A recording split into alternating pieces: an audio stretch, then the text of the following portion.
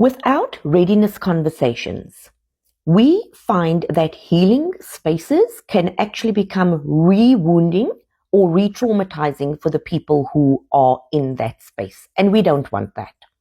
This is part 4 in a series called Readiness Conversations for Collective Healing or Group Healing. In the first video, I spoke a little bit about anger and the very important role anger plays when we are healing from trauma. In the second video, I spoke about what a healing conversation is, what a readiness conversation is, and what are the kinds of things we do in a readiness conversation. In part 3, I spoke about where readiness conversations can be helpful and how they can contribute to healing.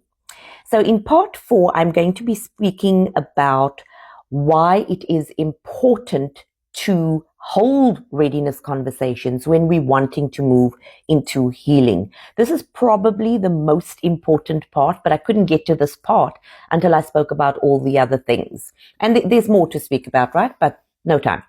So the first and most important thing, and this is the one we emphasize, readiness conversations help us to build safety.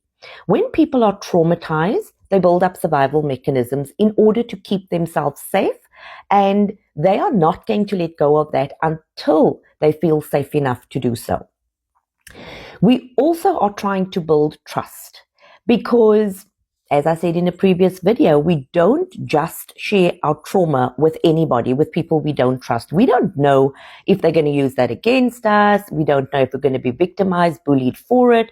So that is why we really have to make sure that there's trust between the participants who are joining that particular space and between the participants and whoever is going to be facilitating it, whether it's one person or a group of people or an organization. Now, a very important thing before I get to talk a little bit about trauma is that we need to make sure in a readiness conversation that people are resourced. Because if I'm going to be sitting with my own trauma, my own discomfort, my own shame, my own memories, I want to know that the people in the room are emotionally ready to hear my story and that I'm emotionally ready to hear their story. So we resource people to listen. We resource people or give them skills rather to manage themselves while somebody else is sharing a story, while they are listening to content, whether that is historical information or whether that is somebody else's personal story. Are they able to listen in such a way that contributes to everyone's growth in the process? And now, lastly, I want to come to trauma. So we are wounded in very different ways. 2 or 3 people can go through or live through the same traumatic experience, and as a result of their upbringing, their childhood experiences, they may relate very differently to that trauma. So some people may remember hurtful things. Other people may have post-traumatic stress disorder. Some people may have, just survival mechanisms that they're not even aware of is a survival mechanism. For them, it's just how they've always been without realizing that the trauma is actually at the root of their belief system, of their behavior. So when we take on these survival mechanisms, whether it is now manifesting as PTSD or just something that we do in order to cope with everyday life, right? When we're doing that, we are stuck in beliefs and behavior because those are the beliefs and the behavior that have been keeping us safe for the longest time. It's not wrong. And in fact, it is very necessary. Otherwise, we would not have survived the trauma, and our generations would not have survived the trauma without those protective mechanisms, or what we refer to as reactive trauma responses. Big words, don't worry about that. So yes, they protected us, but they can also be very limiting, right?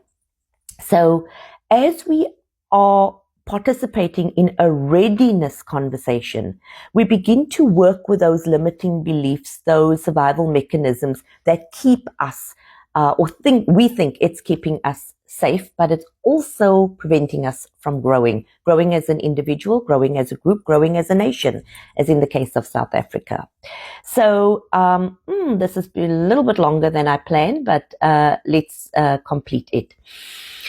I think just by way of ending, I want to say that readiness conversations are very necessary for South Africa to heal from racial division, for all the reasons that I mentioned in this video and the ones that are posted before this.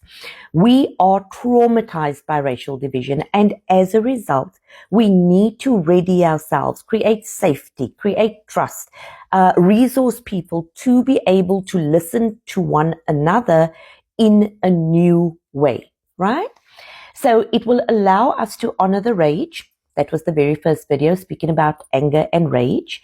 It will allow us to honor the grief, which we don't always know how to do because we simply are not resourced to do that when we are stuck in our protective survival mechanisms. And too often we rush over, or we don't even consider the hurt. We don't even consider the sense of needing to protect ourselves. And we blame and we attack and we just continue to go round and round in this hate cycle. It also prepares us to listen across difference, and so we turn division into dialogue. We need to turn division into safer spaces for dialogue in South Africa.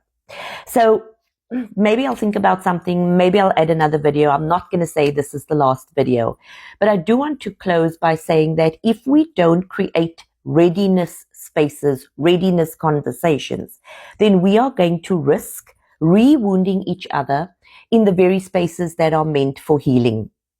And yeah, it could feel like that's a lot of work to do before we actually get to speaking about the real stuff.